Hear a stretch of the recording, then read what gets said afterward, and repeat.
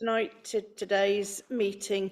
This is a public meeting and members of the public and press are permitted to record on the proceedings. Reporting includes filming, photography, making audio recordings and providing commentary on proceedings. Please note this meeting is recording and streamed live, and these recordings are published on the relevant meeting page of the council's website. By choosing to attend this public meeting, you are deemed to have given your consent to being filmed or recorded and for any footage to be broadcast or published. If the alarm sounds, the premise must be evacuated immediately. Please do not spend time collecting personal belongings, and all emergency escape routes are clearly signed. And once you have left the building, the assembly point is in the High Street opposite the Guildhall. Members and speakers are reminded to use their microphones when speaking. So, appointments of substitutes. Yes, Chair, we have Councillor Altaf for Councillor Ditter. Councillor Aladitter, thank you. And declarations of interest. I've got two in item 9, review of major events. I'm on the board of both the BID and the Worcester Theatre. Anybody else? Mark? Thank you, Chair. Firstly, I'm a director of Worcester Festival for the council. That's a pretty simple one, but item number 10, regeneration of Shrub Hill. I'm the council's cabinet member for this project, so I declare an interest as a member of the county. I'd like to ask the monitoring officer, though, for advice on whether I'm okay to stay and participate in the debate. Through you, Chair. The member is correct that this would be considered a disclosable interest because it's an appointment to another organisation which is represented in the papers. But at this stage, the item doesn't present a matter which I would consider to be a pecuniary interest or prejudicial, which would require you to leave the room.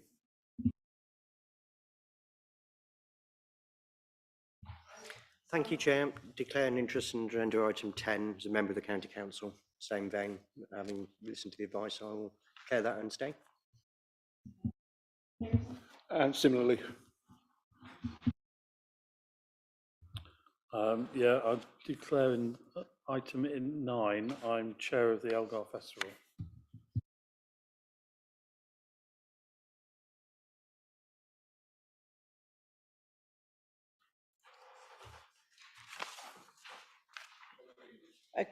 Page 1, page 2, page 3, page 4. Are we in agreement? Thank you. Before we start the meeting properly, we have Becky Burridge and Sally Watts from the planning department, and I understand it's your last meeting, and very, very sadly, you're coming to the end of working for this council, and you're going to pastures new. So thank you very, very much indeed, and we wish you well for whatever you'll do next. So thank you. Right, so setting the budget. Shane. Thank you, Chair. Good evening, councillors. This is the next stage of our budget setting process for this year. People will be familiar with the process by now, that when we get to this stage, we are starting to incorporate any proposals coming forward through individual committees to take forward to the budget setting in which will be at Policy Resources on the 7th of February, to take forward then through to Council on the 20th. The position with regard to those items which fall within this committee is set out in Appendix 1, and just to say that there is relatively little change between this year and last year. The vast majority of that is down to salary increases. So last year, members will be aware that for this current year, salaries have increased by 7.5%, and we've made an allowance of 5% for next year. That is just an estimate at the moment. It's simply based on current information. So that is really the only significant change in terms of the budget for this committee between this year and next. In respect of the capital items at Appendix 2, there's obviously a more substantial increase, but that is primarily due to the work that we all know we're doing around the Future High Streets Fund and the Towns Fund, significant investment that the council has achieved. Sadly, it doesn't include any levelling up contribution, but that is one that we will continue to look forward to for future bidding rounds. So potentially there is more to come in respect of that at the moment. But other than that, there are no significantly new elements in the capital programme. And then finally, Appendix 3, which I just want to introduce this year to each of the committees, just to give an overall picture of where we are in respect of our corporate position. The forecast draft net budget that we had at in the top line there is as it was in December. There have been some changes of one sort or another which have very little net effect, only £6,000 in terms of their net effect. The one thing that is different, of course, between now and December is that we've had the financial settlement for the year. So that has brought in just over £1 million in respect of various grants and contributions, and also a small amount for New Homes Bonus, which has been continued for another further year. So taking all of those into account, and potential increases in business rates and council tax, we found ourselves in a position where we have a forecast budget gap overall of 1.8 million. Around about £1 million of that will be from contributions from grants of one sort or another, particularly homelessness support grant and other elements of funding which are coming through. UK SPF is picking up some of those elements too. That will leave us with a significant budget gap in the region of about £900,000. And we have been working on a process of closing that by reviewing a wide range of existing reserves. That's a process which we'll bring forward in full to Policy and Resources on the 7th of February. But the underlying point is that we are in a position where we are going to have to look hard next year at a new income and efficiency plan and start to find ways in which we can reduce that gap. The medium-term financial plan, as you can see, that gap grows as we progress forward. So we're in a position at the moment where we will have to work very hard collectively to try and find ways of reducing that. So I just wanted to introduce that appendix this year so that everyone is fully aware of the position as we go through into the next stage of this process. If there are any questions at the moment in terms of where we are with the budget generally or on this particular committee, then I or Mark, who's in the room, will try to answer them for you. Okay, thank you. Museums, where does that sit?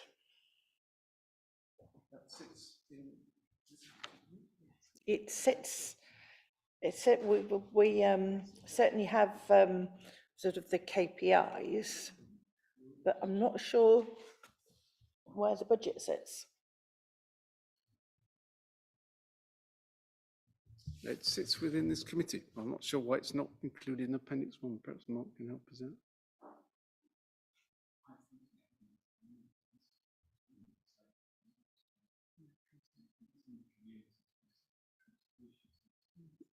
But I think, as far as I know, I think it was amended. That's correct, Chair. The Constitution was amended to clarify that the function of committees was overseen by museums was overseen by this committee. So it is a function of this committee, yes. Okay, so thank you, Chair. We'll look to restructure that appendix then when we set the budget, when we come to Policy and Resources. Okay. Right.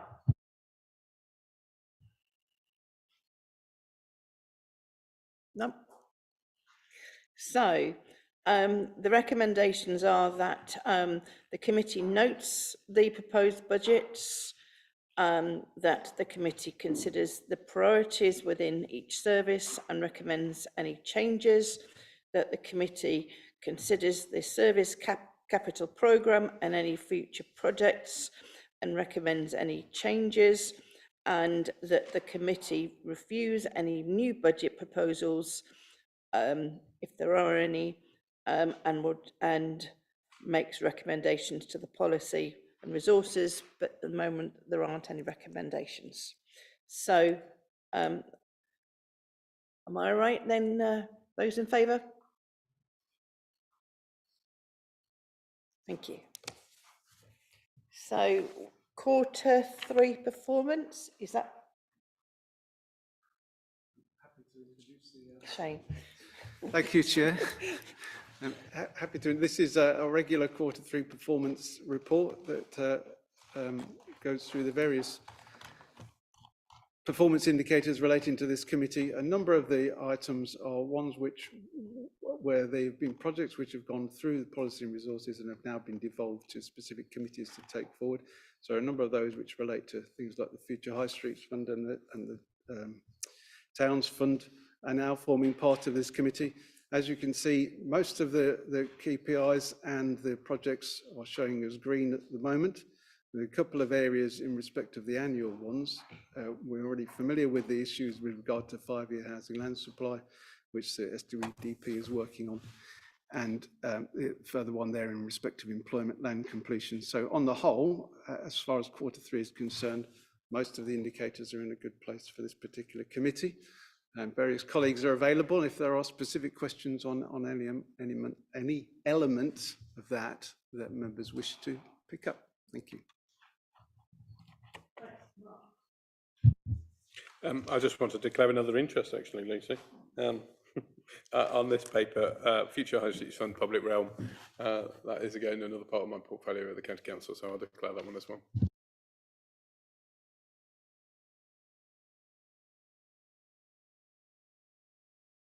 SWDP, sorry, thank you. The homes completed against SWDP target annual KPI. Now that the SWDPR is up for review, and presumably when it gets ratified by all those that it needs to get ratified by, we have new housing targets or new homes targets in the SWDPR. We've been assured that the percentage of homes which should be affordable and built for disabled people are achievable, given our current knowledge. I'm just wondering whether we could have KPIs for those housings as well in the annual targets. Through you, Chair.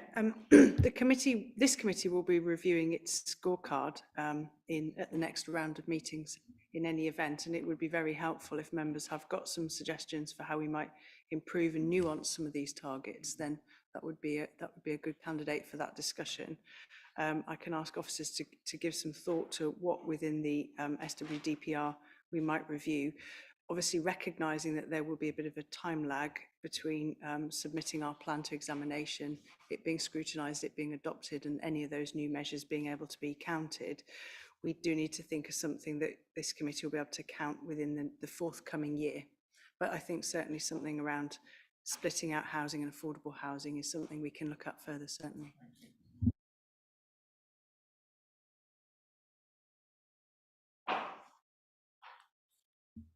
Thank you, Chair. I just wanted to say well done to the planning department for getting 97% on the speed of residential developments, because I think that will make a difference to all the housing applicants for the city who have previously been waiting a long time. So thank you very much for the hard work of the officers.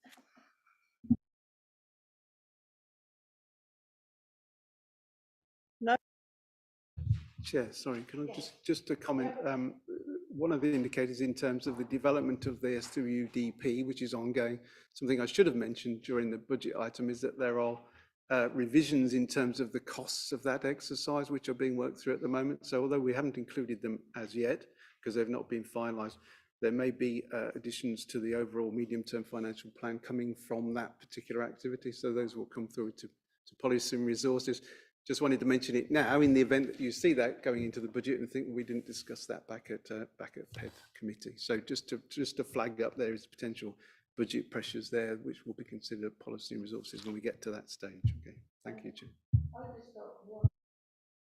The projects and actions, second one down, Foregate Street Arches and Cultural Development Fund. Why is there a little red dot? Thank you, Joe. That reflects that the overall programme is proceeding on track, but there are some of the underlying, what do we call them, milestones, which aren't quite complete at the moment. And that is because we've extended the timeline for the project because of the capital works in relation to 56 Foregate Street that still haven't been done yet. Okay. So we note the council's Q3 performance for 2022-23. All in favour? So, right. So item number 7, the infrastructure funding statement. So I think that's Duncan.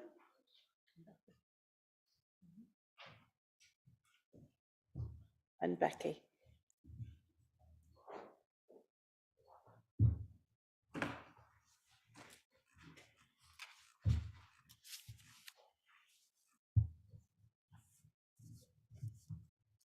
Thank you, Chair. Evening, members of the committee. This item before you this evening relates to the infrastructure funding statement for the monitoring period 1st of April 2021 to the 31st of March 2022.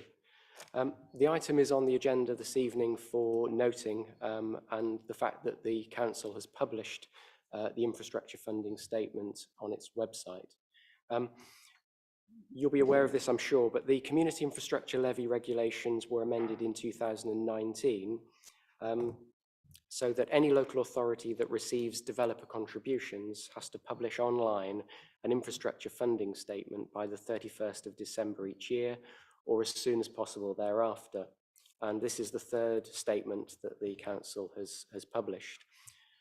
Paragraph 3.2 of the report explains what the IFS must contain. And essentially, the purpose of the statement is to improve transparency and increase accountability for money that's received by the Council and subsequently spent. The report sets out various sums that have been received over the monitoring period, and paragraph 310 sets out some of those sums against various, not only community infrastructure levy contributions, but section 106 contributions as well. So this report covers both. Looking at Appendix 1 to this agenda item, you'll see that CIL is a tariff-based charge that's calculated based on new floor space. And in the case of Worcester, CIL is charged on retail, warehouse and food retail at £60 per square metre and student accommodation at £100 per square metre. The report refers to a number of individual planning applications where various sums have been received, and the total £471,171. And on page 49 of your agenda, reference is made to a number of planning applications, both in relation to affordable housing units that have been delivered, but also financial contributions towards off-site affordable housing and also open space and leisure contributions. On page 51, again, reference to a number of schemes that have been approved and the purpose for which that money has been received. Through you, Chair, the report aims to set out to you the fairly structured way in which the infrastructure funding statement needs to be set out it's very much on a factual basis, and happy to take any questions. And as you mentioned earlier, Rebecca Burridge is also with us this evening if you have any detailed questions. Thank you.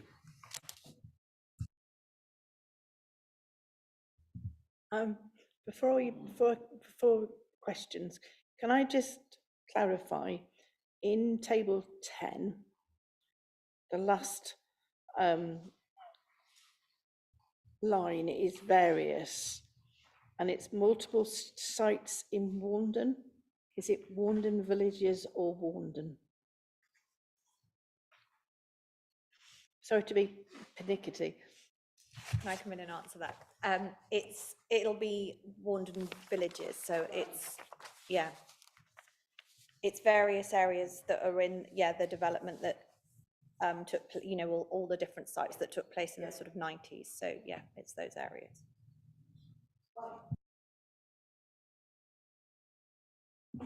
Chair, thank you. Just a quick question about process. Where it is stated that a Section 106 contribution must be spent on is established in the agreement itself, then the location, where the location is not specified within the vicinity of the development. Could you be, is there much clarity you can kind of add to that, Duncan, in terms of how that is defined? Through you, Chair.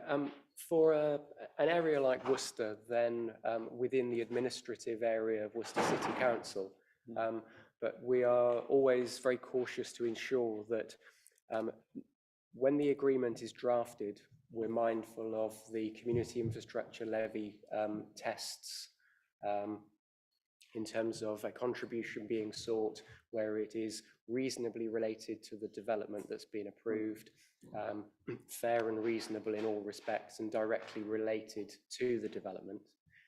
We go through those same tests and that same thought process when it comes to spending the funding to ensure that it is appropriate and that we're not open to challenge at a later date should a developer query what the money has actually been spent on. That's fine, thank you.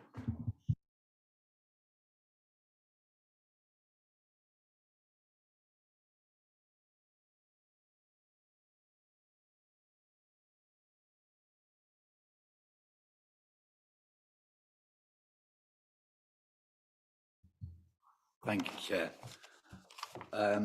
There's a lot of information in here, which is very interesting. Much of it has not tended to be available to the councillors in general. Presumably it's produced for this committee. What my question in general terms is, it would be very helpful if ward councillors were given a heads up as the potential for Section 106 monies and SIL funding arises, so that we can identify useful ways of allocating this as close as possible to the site where the funds are generated. An example which caught my eye, just going through this, on page 57, the Crown Packaging site in Perrywood Walk. There's £159,000 being allocated for various improvements in Perrywood Walk, which seems very strange to me because it's only 100 yards long and it's been there for a very long time. And the only part of it that, to my mind, seems to need improving is the just tidying up the work site where they built on the left-hand side as you go on. So I'd be interested to know how that could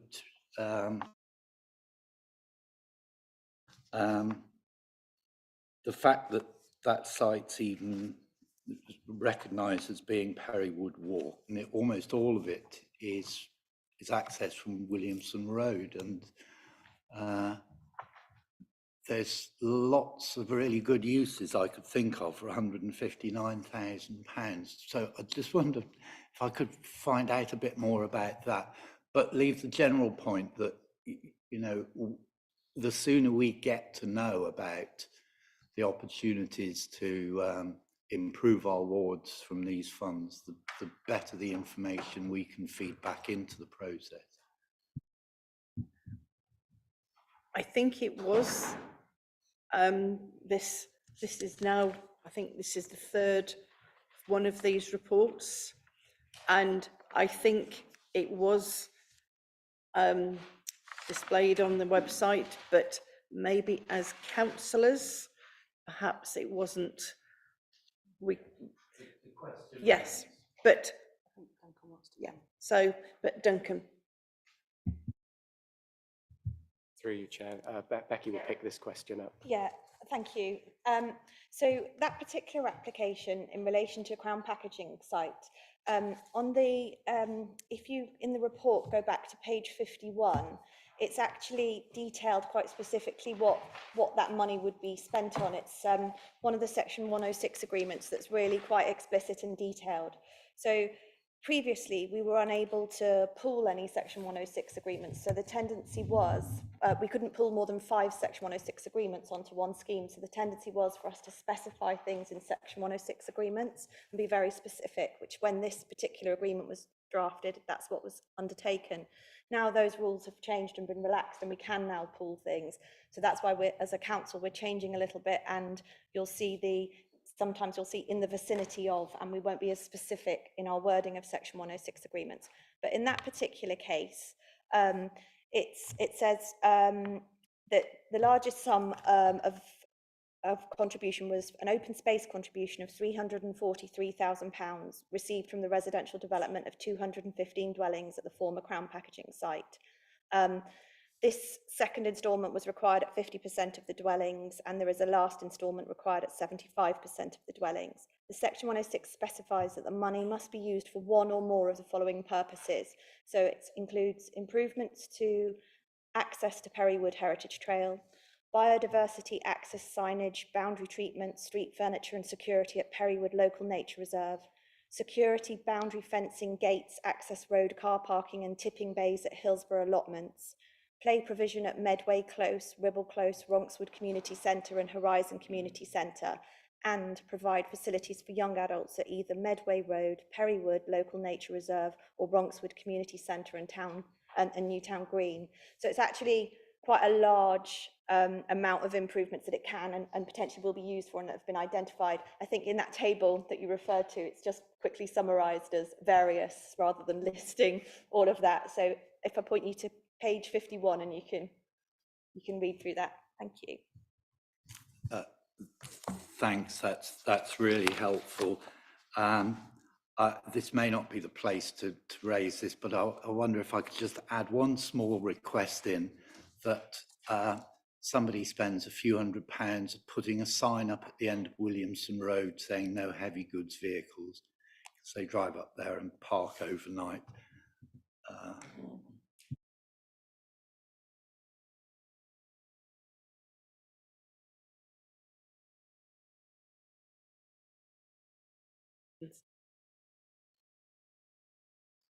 Simon.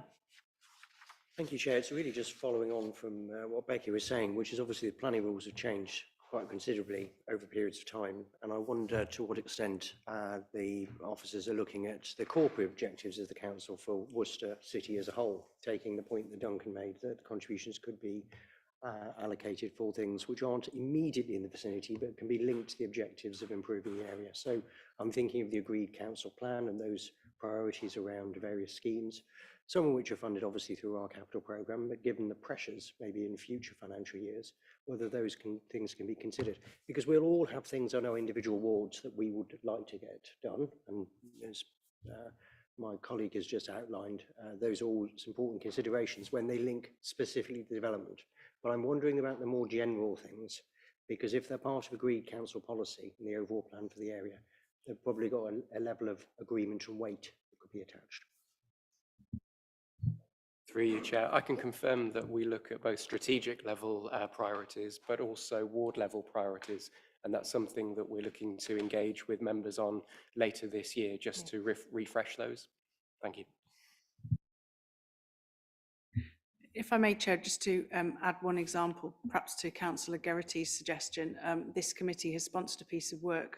We're actively now consulting on outdoor play spaces in the city for children and young people, which we hope to lead to a play plan, which we would see having a long-term focus, for example, 10 years or so.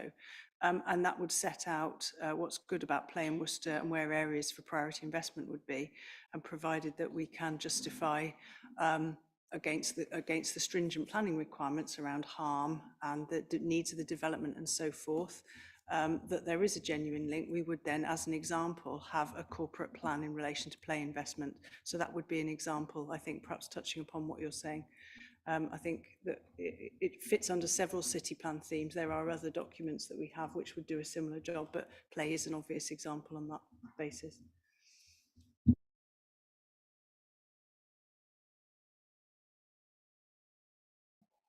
Okay, well, the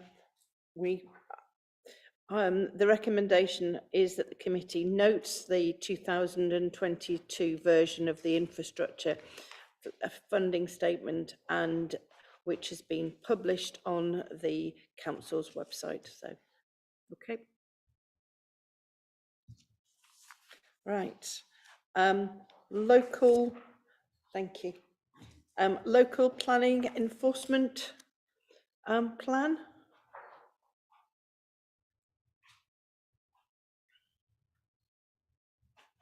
Duncan, are you going to introduce it? Thank you, Chair.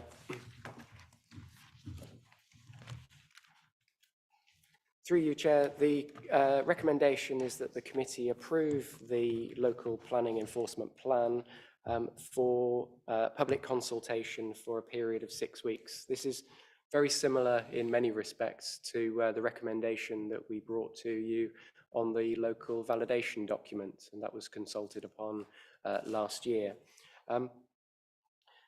Again, in a similar vein, because it's likely that there will be comments made and amendments that we will want to make to the draft following that consultation, there is a second part to the recommendation which asks you to authorise the Corporate Director for Planning and Governance to be authorised to make any necessary amendments in consultation with the Chair and Vice Chair of this committee.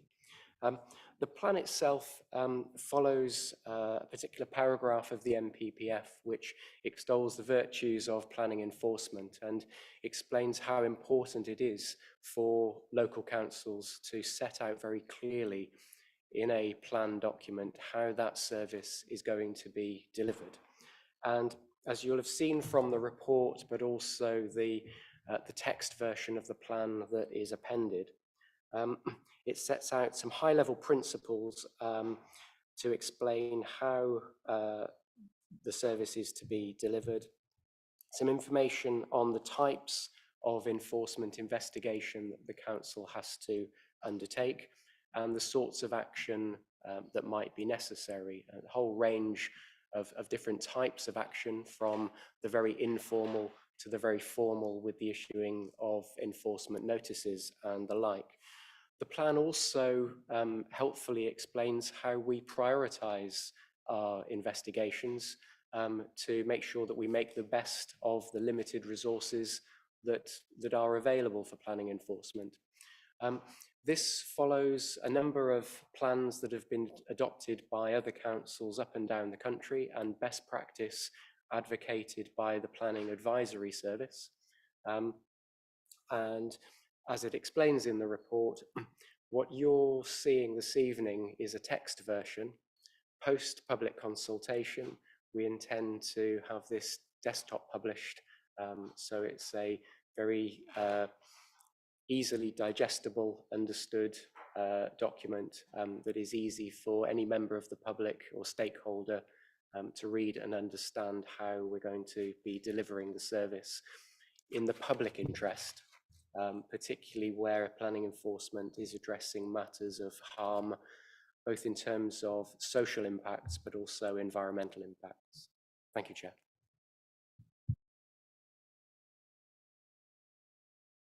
Thank you, Chair. I think this is the most welcome document because we all get complaints in our wards about planning matters and sometimes obviously enforcement issues, and having a guide for residents of how the City Council is going to deal with such complaints and the types of matters that might be covered and the response that can be expected, I think is most welcome. I wonder, obviously it's got to go to consultation, it's got to be approved, but subject to that being taking place, how often it will be monitored, the success against our criteria. Will that be on an annual basis? Will it go to planning committee, or will it come here, or both? So that we can start to see, it links into the resources argument and whether we've got the categorisation of complaints right, because I'm conscious that it says there are 250, 300 inquiries per year. That's a considerable workload, and obviously there would be a backlog, no doubt, of cases which are already in the system. So this committee or planning committee or both having at least an annual review of performance to help inform our resource allocation would seem sensible. Yeah. Through you, Chair. Thank you for the comments. I think absolutely it's not explicit, but it should be understood that officers would be keen to report back to this committee on the progress that we are making with local planning matters. Because at the moment we report sort of under the radar to the member who's aware of the issue, but not on a broader sense. So reporting the public domain, obviously, we'd always be very cautious about live planning matters and the debate we could have at this committee about live planning matters, but we could approach it in two different ways. There could be some quantitative measures on the scorecard, which Duncan and I will give some thought to. And separately, in fact, only this morning, we had another of our multidisciplinary meetings on problem properties, and I thought it'd be great to feed some of this back. So there would be an item that we could bring once a year, which would have an exempt paper to it, which would bring you up to speed on some of the challenges and successes, as well as a public paper, which would tell you more qualitatively about measures. Very happy to take that on board, yeah. Thank you, Chair.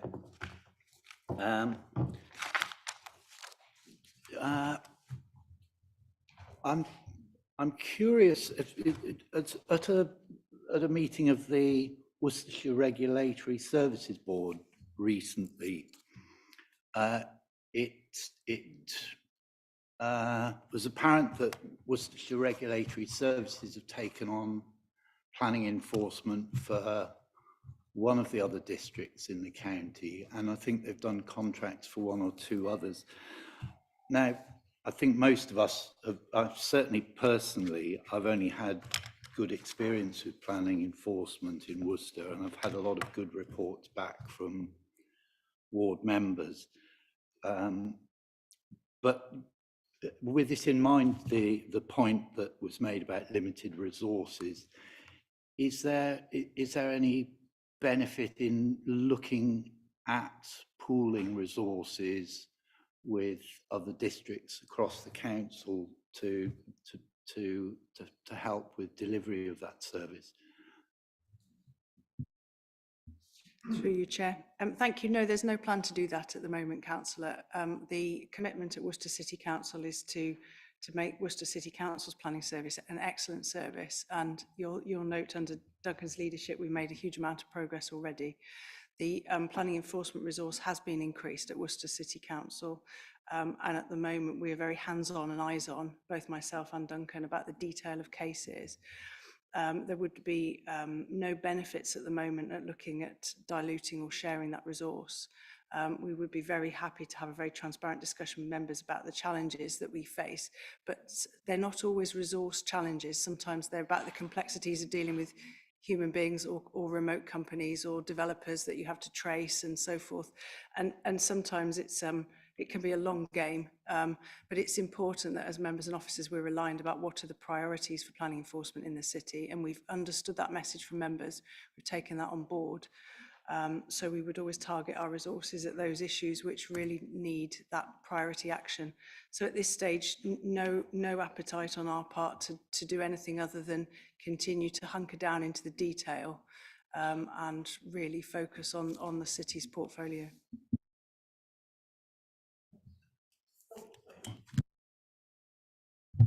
Thank you, Chair. Just very briefly to say that my comment about limited resources wasn't implying under-resource.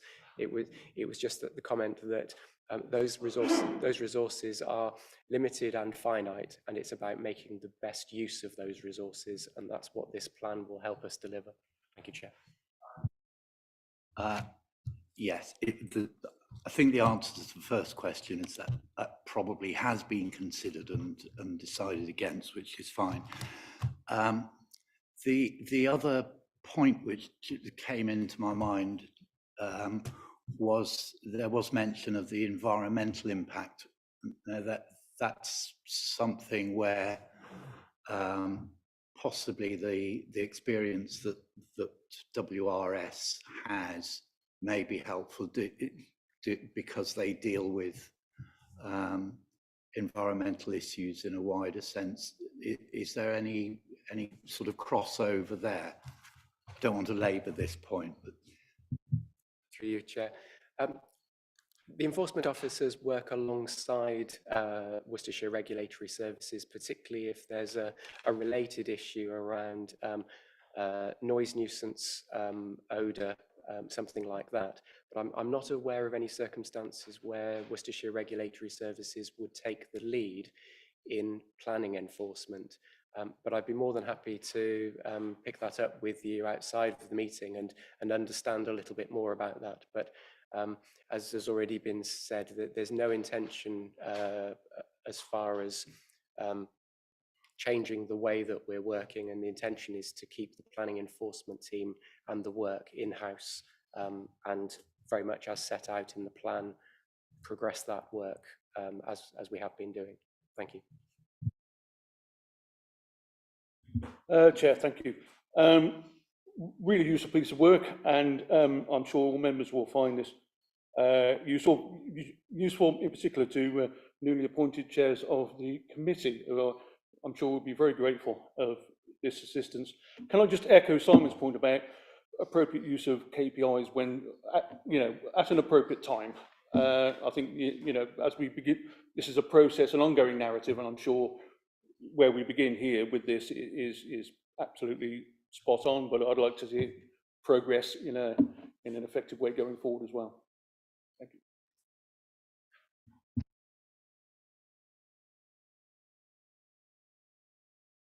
So the recommendation is that the committee approve the draft local planning enforcement plan for public consultation for a period of 6 weeks. And following the public consultation, the Corporate Director Planning and Governance be authorised to make any necessary amendments to the local planning enforcement plan in consultation with the Chair and Vice Chairman of this committee, and adopt the plan forthwith. So, in favour? Thank you. Thank you very much.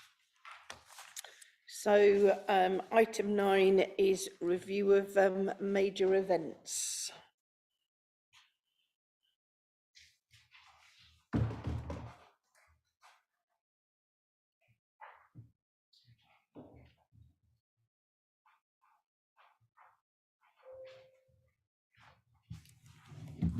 Good evening, thank you, Chair. If we go through the report, is to present some detail on some of the projects, some of our major projects and event activity that we deliver in the city.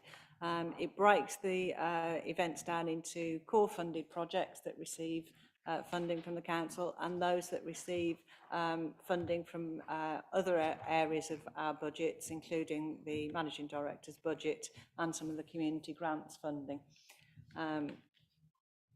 As you'll see, some of the major projects, Victorian Fair is core funded. It is a large project. It receives a significant amount of money, but it also brings in a great deal of funding too. So we need to look at the balance of how much we're spending and how much we're also spending in direct costs of staff time and contribution. There is a chart in here which breaks down how much we are contributing to these activities and where that funding is coming from. The report really is to say, with our budgets tightening in the future, we will need to take a look at these projects. These events are going to be requesting funding in the future, and with our budgets reducing, we are going to have to look at alternative ways of maybe supporting some of this activity.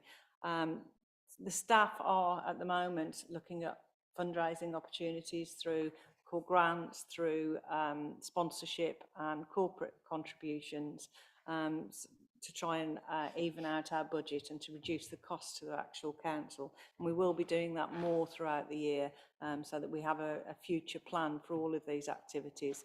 But they do bring in significant money to the local authority, so we do want to see them continuing. It just may mean that they are in a slightly different form.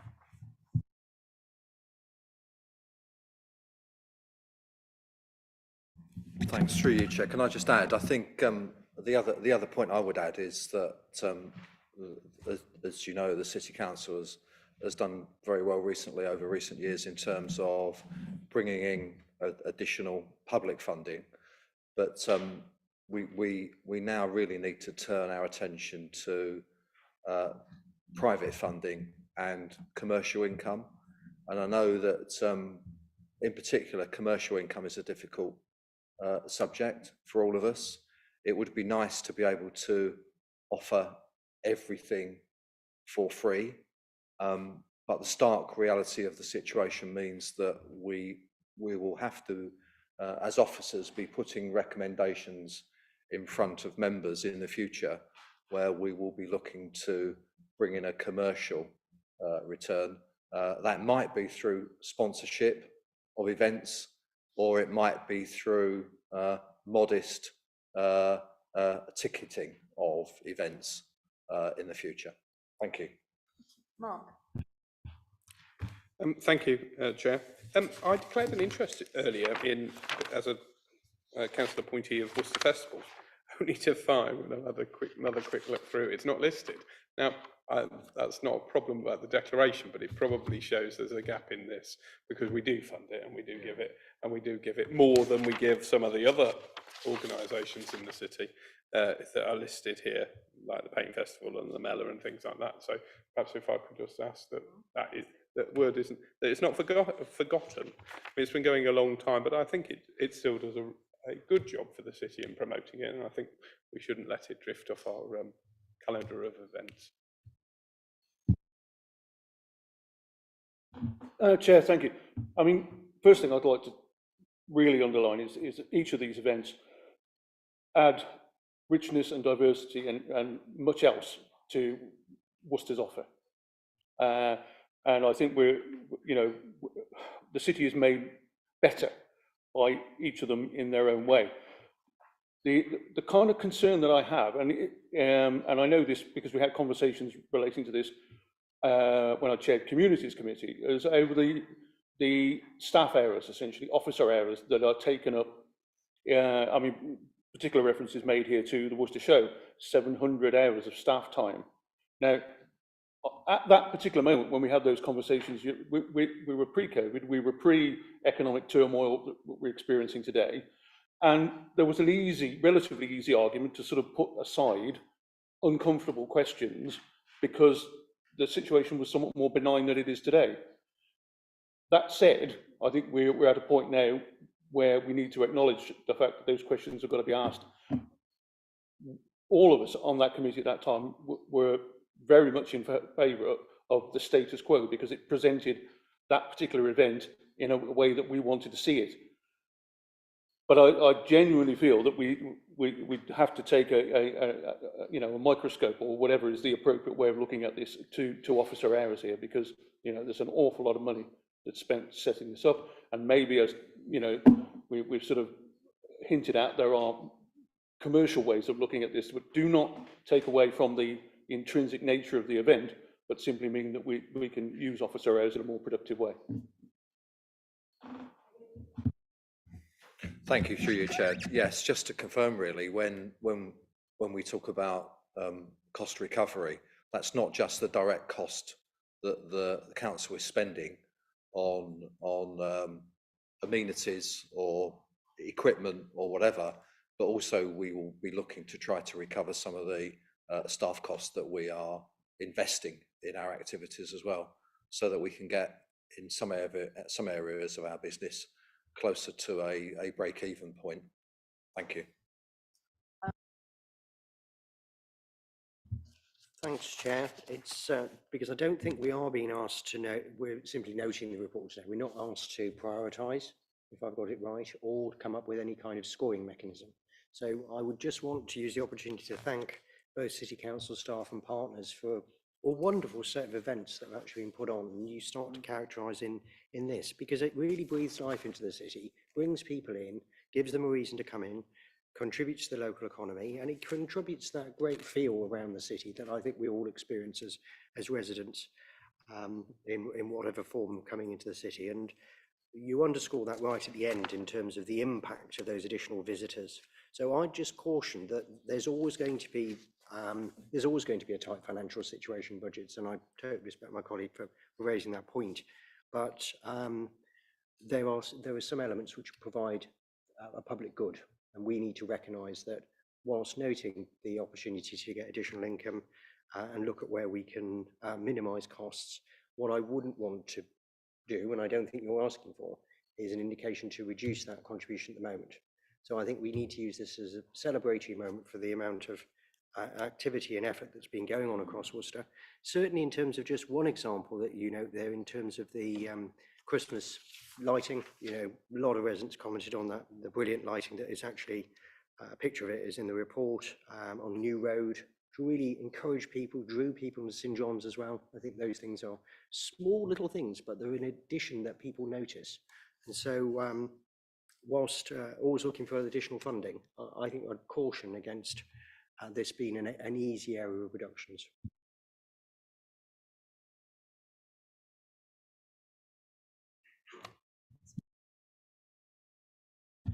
Before Adrian, Adrian comes in, of course, the Canaletto exhibition in the art gallery, it was the first time that we actually charged an admission for it, and actually it was really, really successful. So perhaps in future we can perhaps, an example of that is carry on. So Adrian. Thanks, Chair. I think that the point that's been made around the table is how successful these are at attracting people to the city, and all the concomitant capital gain that we get from that, not only in terms of direct cash to organisations, but also, as Simon says, the feel for the city and how we view the city and how we can use that feel for encouraging other people to visit and invest in the city. So they are important. They're also not there to be they're not cheap to run, and I think that over the years these kind of events very often are sorts of things where staff time has not been properly assessed for very good reasons, but if you are going to start taking more accurate reflection of actual staff time, then we do need to be able to turn around and say, well, there's got to be some kind of balance here. So I think we're getting towards the point where the discussions about sponsorship, about commercial support, about those firms who value what we do as a city council and who actually make money out of it, start to put their worth back into it. And so I think that things like the Christmas lights, we really need to be looking at those the conversations that we had 25, 30 years ago about, oh sorry, there's only been Simon here, but anyway, those sorts of conversations about what the expectation is of what the city does, but equally who else is putting their hand in the pocket to support it and encourage it. So I'm not advocating prioritising the Worcester Show, by the way, far from it. But I do think that we need to have some grown-up conversations about some of the funding situations.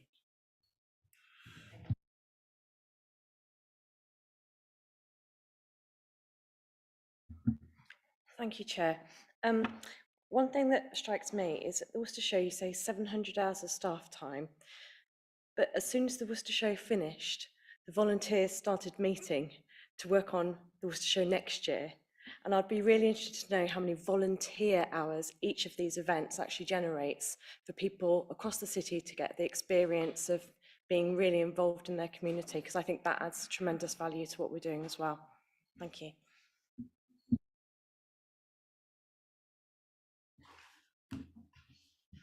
Can you hear me? Yep. Sort of relates to Councillor Gregson's point. So here's the question. I spoke with a resident recently who queried the fact that the council contributes financially to the Worcester City Run, given that it's coordinated by a well-established company. Would other more local organisations be able to apply for funding for similar events?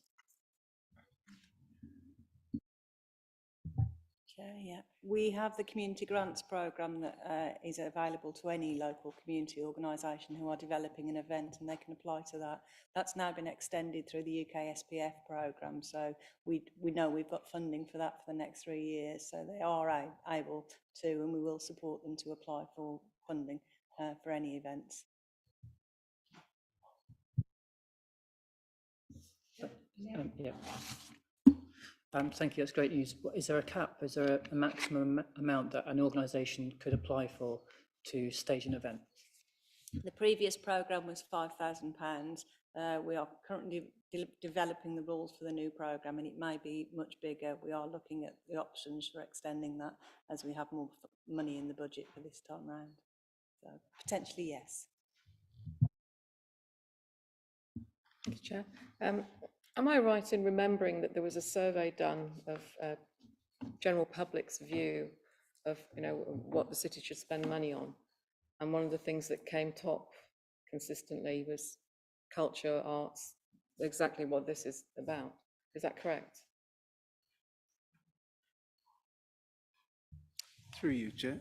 Yes, there is an annual budget process which identifies priorities, and arts and culture spending is one of the areas where people agree is something that the council should continue to contribute to, yes. Yeah.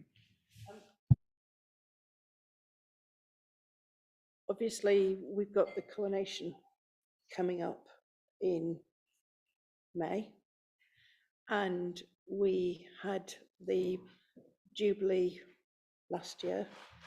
Are we getting any money for street type of things, or is it included in this fund? We're looking at the plans for the coronation at the moment. It was brought up this afternoon, actually. There is some national money for local community street fair type activity, but we are also looking at the potential for doing something similar that we did for the Jubilee, so people can watch it on a big screen. So we are potentially doing a bit of both. So we will be available to support organisations to apply for the national money for street parties and local community activities, but we will be looking at central budgeted activity as well within Cathedral Square. No. So the recommendation is that we note the contents of this report. So all in favour? So finally, the final agenda item is regeneration of Shrub Hill. So Kevin. Good evening, thank you. Shrub Hill, there's a lot of detail in the report. I don't propose to go through every paragraph, but just to... maybe not, because I think this is my first appearance at PED. So if I have to... Who are you then? Yeah. Yeah, I'm more used to policy and resources. So I'm Kevin Moore, Head of Property and Asset Management. And you might think, well, what's Head of Property and Asset Management doing presenting a report about place-based regeneration? That's the way we have to sort of, cut our resources to manage these things. And both myself and Zoe, as Deputy Director, are represented on Shub Hill Programme Board, which we share with the County Council to move things along here. I'm not just a chartered surveyor who manages property. Before I came here, I had 10 years of various regeneration projects elsewhere. And that kind of experience and knowledge has proved useful in dealing with Shub Hill and hopefully being on course to realise the big potential that there is at Shub Hill. So the report is basically brings together lots of different strands and projects that are under backing of Towns Fund and potentially levelling up funding, although our bids there haven't met with much success this time around. So it brings all that together and really consolidates them for the first time for the benefit of this committee, and recommends that these are recognised as a formal regeneration programme with an agreed set of aims and objectives. It's not going to be a quick win. This is a regeneration programme where we'll be setting an aims and objectives over 5 years, 10 years, and maybe even 15 years.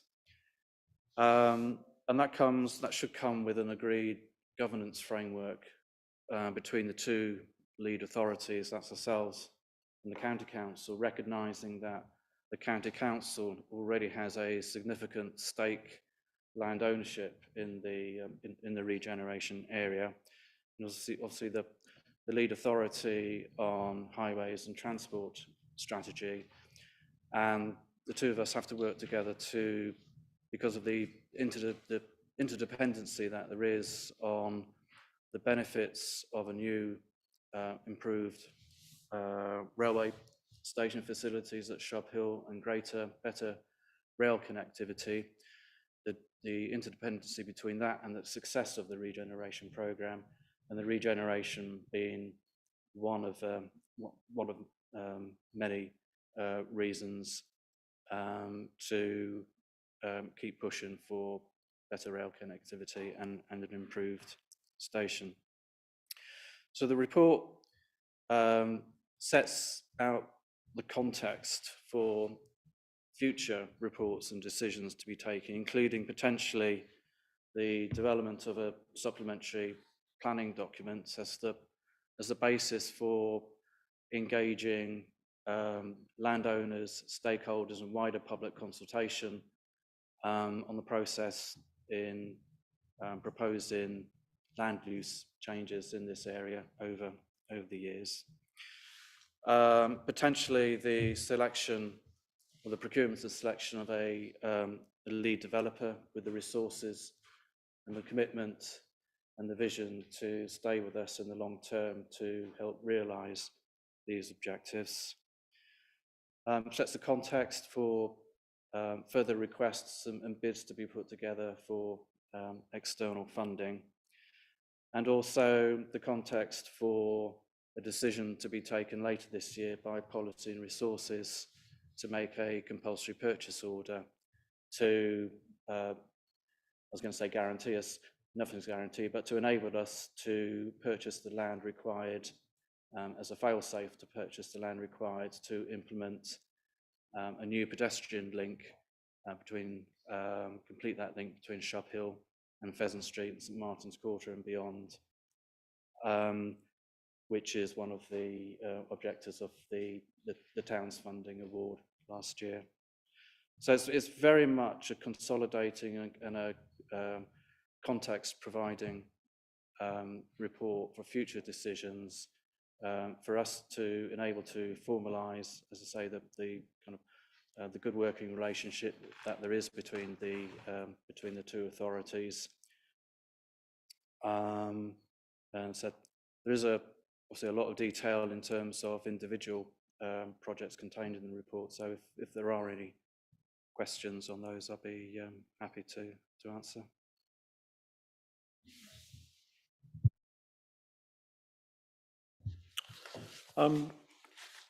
I think I know the answer to this, Kevin, but I'd just like some clarification, please, because in relation to paragraph 2.12, really. The Department of Levelling Up, what we actually want in this city, you know, for anybody in government who's listening, is the levelling down of the Elgar Tower. So, given that we've been unsuccessful and the county's been unsuccessful in the levelling up bid, how are we going to move on for the funding for those sorts of things that are highlighted in here as being desirable, but as yet unfunded? I can go first. I'm tempted to think of, what was it, Robert the Bruce, and you know, if you don't succeed, please try again. There will be other rounds of funding. We will also have to consider the sort of criteria for those, and the priority is not just at Shrub Hill, but across the city.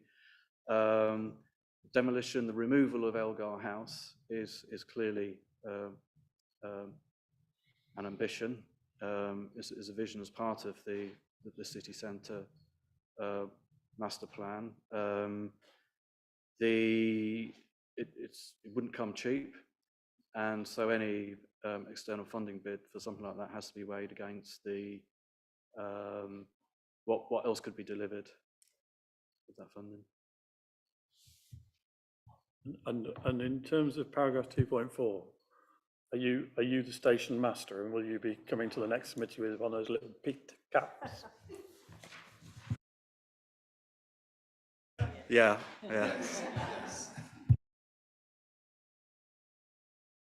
Simon. Thank you, Chair. I think we all share the same ambition, if it were possible, to level the Elgar Tower, Elgar House, if it was possible. But you know, that wasn't part of the bid that went in this time, but it clearly is part of the wider vision. I was just going to point out that, I mean, I think this is good progress has been made around Shrub Hill. I like the joint working. I think it's a good example of both authorities working together to achieve mutual aims, and often we have exactly the same ones there. I think the new path, which is highlighted in this in these papers, linkage is one of the key issues there between Shrub Hill, which is a bit out of the city, and the city centre, and we do want to improve those. And I think this will be a step in the right direction. So I'm very supportive of the improvements that are going to be made. There's not a clear line of sight. I mean, ideally, we'd have never have built those large, or the developers would never have built those large retail units there. But if anybody's got a long memory, what was there before that was a bombed out car park and dereliction in that area. Sorry? Well, in the late 1980s and 90s, when I used to park there on a rough ground car park, I think I lost many a tyre with things there. So it was an improvement at the time, but it certainly does cut the city off from the station, and those hopefully in time will be part of an opportunity to improve that. I did want to, because comments been made about not achieving a levelling up success this time.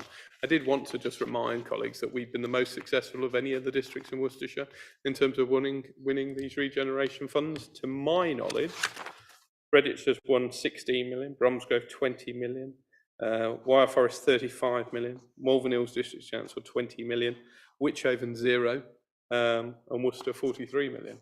So I think in relative terms, I'd always like to have sort of achieved another 20 million, but in relative terms, we've done very well in recent years in terms of competitive funding. And obviously this is a reality, this is the delivering on one of those important ones, so I'm really pleased to see it move forward.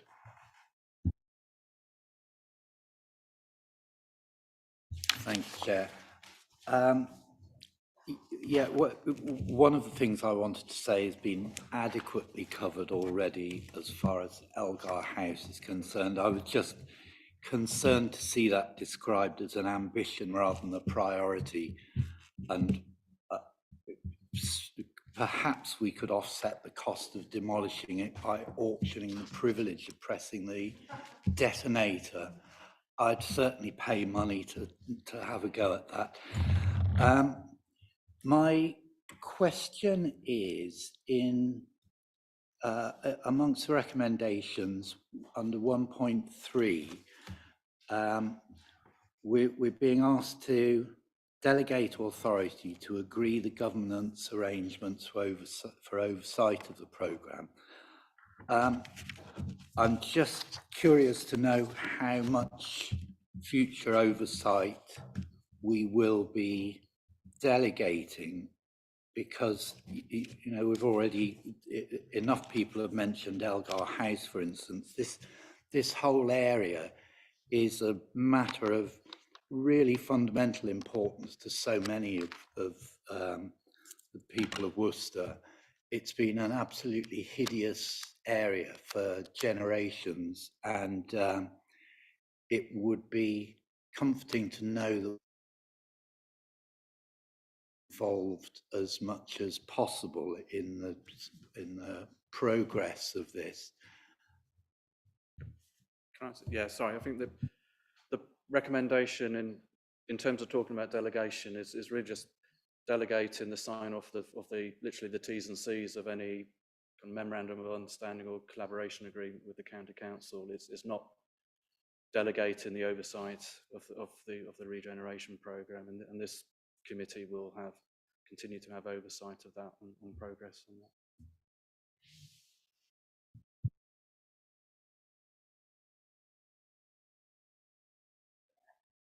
Karen.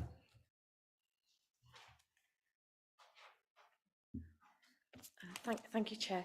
It's just a clarification, please. You know the plan, it says new pedestrian link concept design. It's 5 metres wide. Are cyclists going to be allowed to use it or not? Thank you. Yes, cyclists will be able to use it and allowed to use it. Obviously, the existing canal bridge is a bottleneck in the sense that it's a reduced width. So it's still usable for cyclists and pedestrians, but as ever, you'd expect cyclists to exercise kind of discretion and dismount before using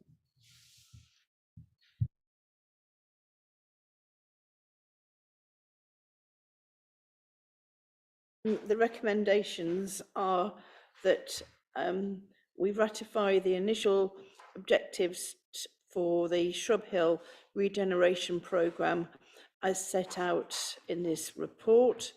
It notes the progress in various work streams to date, and also the next steps to be taken. It delegates authority to the Corporate Director, Finance and Resources, and the Corporate Director, Planning and Governance, in consultation with the Chair and Vice Chair of this committee, to enter into a collaboration agreement with the County Council and agree the governance arrangements. It's subject to the confirmation of appropriate funding and resources, and authorises officers to engage landowners, occupiers and stakeholders in the development of a regeneration framework for Shrub Hill through the preparation of a supplementary planning document, and also recommends to the Policy and Resources Committee consideration of the making of compulsory purchase order, all pursuant to section 226(1) of the Town and Country Planning Act, 1990 and the Section 13 of the Local Government Act 1976 and all other enabling powers to secure the necessary interests and rights in land that are not already owned by the council and that are required to implement a new pedestrian link from the canal to Pheasant Street, Worcester. So all in favour? Thank you. Right, there being no any other business, I declare the meeting closed.